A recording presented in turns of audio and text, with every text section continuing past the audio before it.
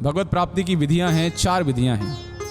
कृते यध्यायतो विष्णु त्रेतायाम यजते मखई द्वापर्ये परिचर्यायाम कलौ तद हरि कीर्तनात्। 4 युग होते हैं ना, कौन बताएगा नाम? बताओ सिमरन, 4 युग कौन कौन से? और सतयुग, वेरी गुड। 4 युग होते हैं, हाँ, सतयुग, त्रेता युग, द्वापर युग और कलयुग। तो सतयुग में यदि हम सब किस युग में हैं? यदि हम सतयुग में होते तो मैं आपको यह प्रवचन नहीं करता कि आप भगवान के नाम का जप करो, क्योंकि सतयुग की कृते यध्यायतो विष्णु, त्रेता युग की विधि है ध्यान करना, और ध्यान करने के 8 अंग होते हैं। पहला होता है यम, दूसरा नियम, आसन, प्राणायाम, प्रत्याहार, धारणा, ध्यान और समाधि। ये 8 अंग हैं। ये किस युग की विधि है? सतयुग की विधि है ध्यान करना। ये बड़ौदा में बैठ के ध्यान, पहला ही नियम है आपको एकांतवास करना। ये जगह, शहर छोड़ के कहाँ जाना है? जंगल में, पहाड़ पे जाना है। तो आप में से कौन कौन हिमालय में जाने के लिए तैयार है? उठाओ हाथ। प्रभु जी, अरे अभी यहाँ बैठे बैठे दुकान की चिंता खाई जा रही है हिमालय कैसे पहुंचेंगे? और जाने की इच्छा भी होगी तो माताएं कहेंगी देखो आराम से शांति से यहीं रहो, क्या समस्या है? क्या समस्या बताओ? जो खाना वो बना के खिलाएंगे, यहीं रहो शांति से। हाँ, तो हिमालय जाना हम सबके वश की बात भी नहीं है। तो ये सतयुग की जो विधि ध्यान की है, ब्रह्मचर्य का पालन करना। आजकल बच्चे ब्रह्मचर्य का पालन भूल ही गए हैं लगभग कि ब्रह्मचर्य का पालन भी किया जा सकता है। बहुत कठिन हो गया ये सब, और आज के इस आधुनिक वातावरण में और भी कठिन हो गया है। और ऊपर से ये टीवी, सारी बर्बादी तो इसने ही कर दी। पीछे के दरवाजे से आई थी, क्या कह के? रामायण देखेंगे, महाभारत देखेंगे, कृष्णा देखेंगे, फिर आ गया अलिफ लैला। जो लोग पुराने बैठे हुए हैं उनको पता है कि इसी बीच में फिर अलिफ लैला शुरू हुआ है। फिर तो जाने क्या क्या शुरू हो गया। फिर शाम को 4 बजे एक मूवी शुरू हो गई, दूरदर्शन पे पहले आती थी ना शाम को, और ऐसे शुरुआत हुई। तो अब रामायण, महाभारत, कृष्णा तो कहाँ चला गया पता नहीं। अब तो जो छिछोरापन टीवी पे चल रहा है हम तो देखते नहीं हैं, आप लोग सब देखते, आपको पता है क्या चल रहा है। और इसका मानस पटल पे बड़ा बुरा प्रभाव पड़ रहा है। तो ये नियम हमारे वश के नहीं है। सतयुग में जो ध्यान की विधि थी वो नियम हम पालन नहीं कर सकते, इसलिए दूसरा युग आया त्रेता युग। त्रेता युग की विधि थी यज्ञ करना। बड़े बड़े यज्ञ हुआ करते थे। यज्ञ में क्या होता था? स्वाहा स्वाहा स्वाहा। ब्राह्मण बड़े ओजस्वी हुआ करते थे, मंत्रों के माध्यम से अग्नि को प्रकट करते थे, और मंत्रों की शक्ति से देवताओं को नीचे लेके आते थे। देवता यज्ञ में से अपना भाग ग्रहण करते थे। ये शक्ति ब्राह्मणों के अंदर और वेद मंत्रों के अंदर होती थी। अभी स्वाहा करेंगे तो कहाँ से? चंदन प्रभु हमारे घी लेके आए। कौन सा घी लेके आए प्रभु बताओ? कौन सी कंपनी का लाए हो? पतंजलि का घी। तो भगवान का अभिषेक में तो चल जाएगा, लेकिन यज्ञ में पतंजलि का घी डालोगे तो देवताओं का पेट खराब हो जाएगा।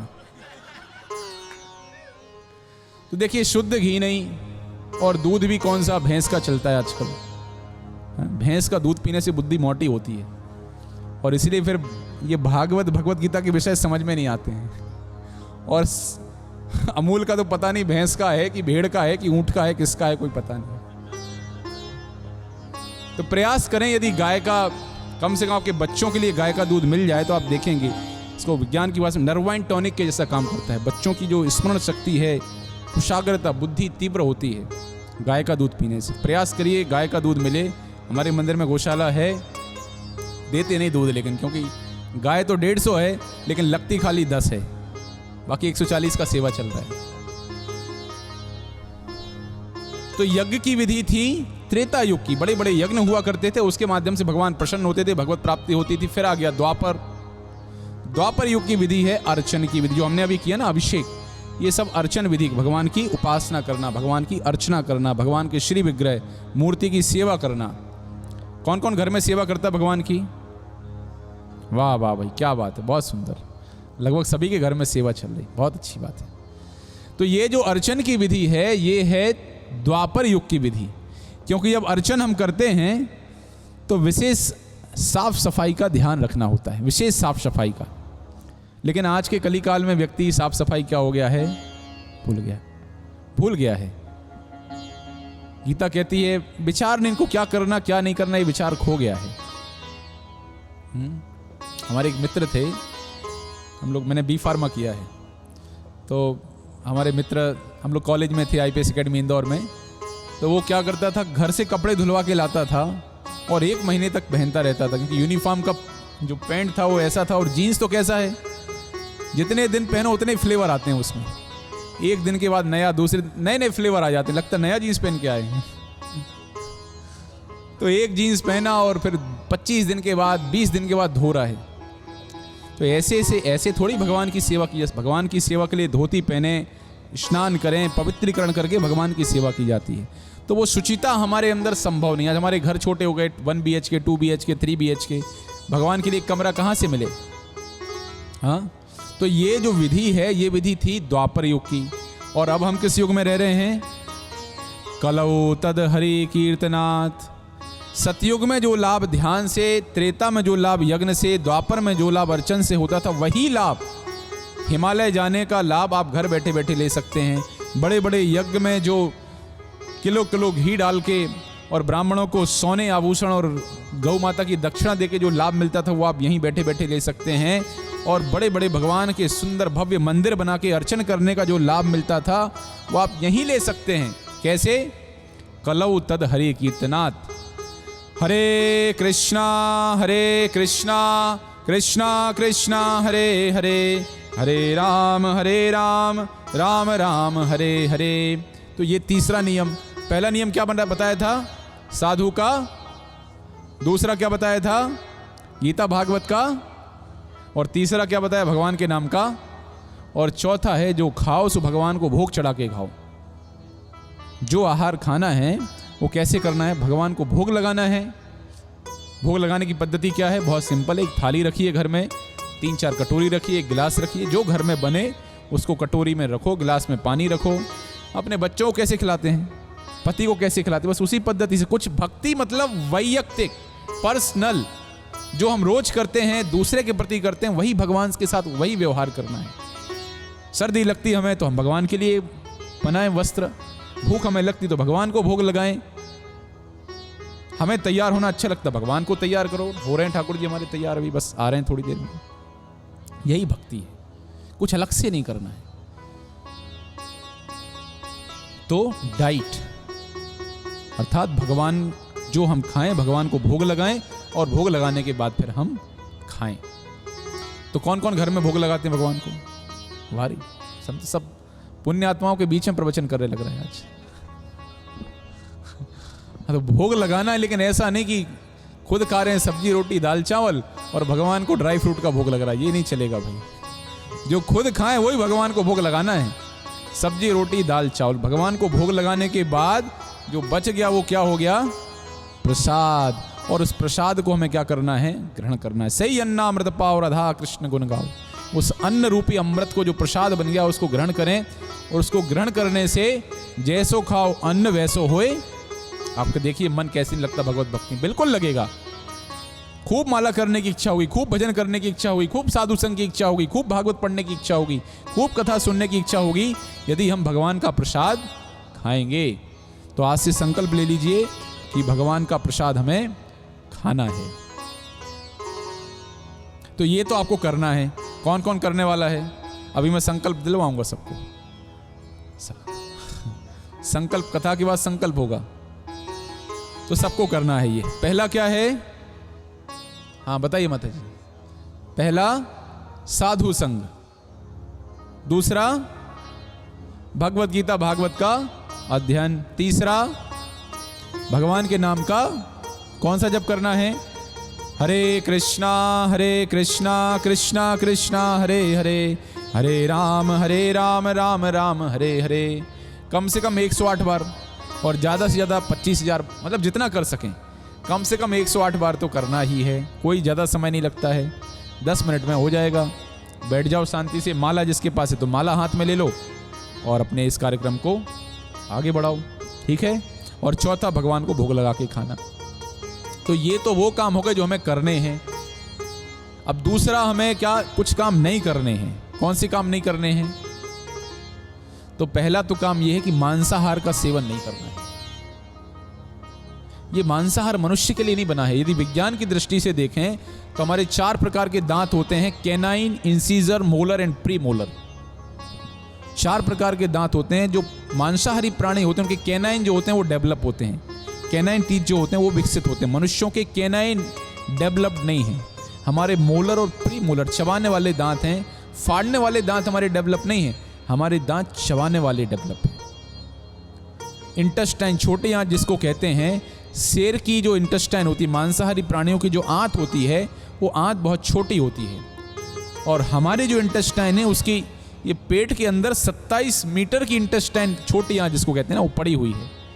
तो मांसाहार से होता क्या है कि मांसाहार आंत में पड़े पड़े सड़ जाता है। शाकाहारी जीवों की, हम शाकाहारी हैं, और मांसाहारी जीवों की इंटेस्टाइन छोटी आंत छोटी होने से वहाँ से जल्दी से निकल जाता है। तो हमारी जो छोटी आंत है वो बहुत बड़ी है। तो हमारे शरीर की जो एनाटॉमी, जो फिजियोलॉजी है, वो मांस खाने के लिए अनुकूल नहीं है। ये पहली बात हो गई। दूसरा, कौन कौन चाहता घर में सुख शांति है? बताओ भाई, हाथ उठाओ जरा। सब चाहते हैं। बोले स्वर्ग सब चाहते हैं, मरना कोई नहीं चाहता है। यही स्थिति है ना। आप सबको पता है कली का निवास 4 जगह होता है। कहां कहां होता है? हम कलयुग में है ना। कलयुग एक पर्सनालिटी, एक व्यक्ति है, और ये व्यक्ति जगह जगह रहता है। 4 जगह इसका निवास है।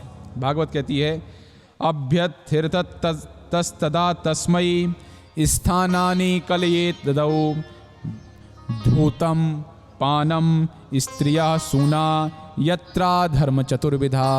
यत्र अधर्म चतुर्विधा, जहां ये 4 प्रकार के अधर्म होते हैं वहां पर कली का निवास होता है। कौन सा है? बोले पहले कहते हैं जहां पर दूतपान हो, नशा हो, शराब पी जाए, वहां कली का निवास। तो ऐसे घर जहां शराब का सेवन होता है शांति आ ही नहीं सकती। इसलिए माता पिता अपने लड़के बच्चे की शादी करते, बोले भैया पीने वाला तो नहीं है? नहीं पीता है, ठीक है चलो, क्योंकि पिएगा तो कलह करेगा। कली का निवास, कली का लक्षण कलह करता है। तो जहां नशा हो वहां कली का निवास है। और नशे से धर्म का जो एक स्तंभ है वो स्तंभ नष्ट होता है। कौन सा स्तंभ है? तपस्या। अब सोचो, आप किसी को बढ़िया एक पैक पिला दो, वो बोलो बैठ जाओ ध्यान की स्थिति में, ओम का उच्चारण करो। कैसा ओम का उच्चारण करे? ओ, ऐसा उच्चारण करेगा ओम का।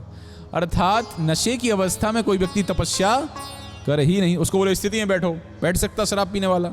ये लेटेगा, वो बोलेगा तकिया लेके आओ, बिस्तर लेके आओ, लेटना है हमें, संभव नहीं है उसको।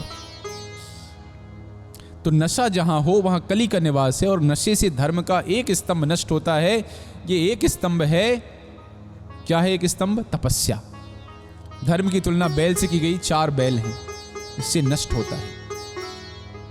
नशे को छोड़ना है यदि चाहते हैं परिवार में शांति रहे।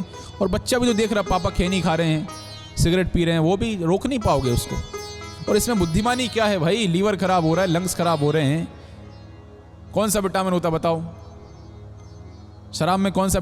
शराब पी के एकदम शरीर में जोश आ गया एकदम, ऐसा कुछ हुआ है? नहीं हो रहा है। तो जहां नशे का सेवन हो वहां कली का निवास है। दूसरा कली का निवास जहां पशु हत्या हो, जहां मांसाहार हो, वहां कली का निवास है। आप सब सिंधी समाज के लोग बैठे हुए हैं, तो सिंधी समाज में सामान्यतः ये कई बार मैं दरबार जो होते हैं ना क्षत्रिय, उनके मैं प्रवचन सत्संग में जाता हूँ, बोलते प्रभु जी हमारा तो, हम तो दरबार हैं और हमारे यहाँ तो खाना पीना चलता है। तो मैंने कहा भैया सुधार लाओगे कि चलता रहेगा ये? अब तो ना राजे बचे ना रजवाड़े बचे, क्या सब तो चले गए। अब तो सुधार लेके आओ अपनी पीढ़ी में आने वाली कि ये चलता रहेगा। हमारे दादाजी खाते तो हम भी, इसमें कौन सी परंपरा, इसमें कौन सी परंपरा का निर्वहन करना? तो एक व्यक्ति को तपस्या करके आने वाली पीढ़ी के सुधार के लिए प्रयास करना पड़ेगा। और ये जिम्मेदारी माता पिता की है। माता पिता यदि अपना थोड़ा सा संयम रख लें तो आने वाली पीढ़ी सुधर जाए। उसको ब्रेक लगेगा, जाएगा वो शॉप पे अंडे की, लेकिन विचार करेगा हमने घर में कभी खाया नहीं, हमारे माता पिता कभी खाते नहीं हैं, जाके अंतर आत्मग्लानि होगी, उसको ब्रेकिंग सिस्टम आ जाएगा, ब्रेक लगेगा अंदर से। लेकिन खूब खुद ने भी खाया और माता पिता भी खूब खा रहे, तो बच्चे को लगे चलो भाई आज तो अंडा करी चलेगी, आज ये चलेगा ऐसे।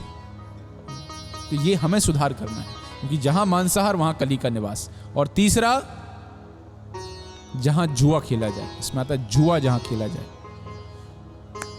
अभी मैं मोरबी जाता हूं, मोरबी है ना राजकोट के पास में, वहां भी एक नया केंद्र खोला है।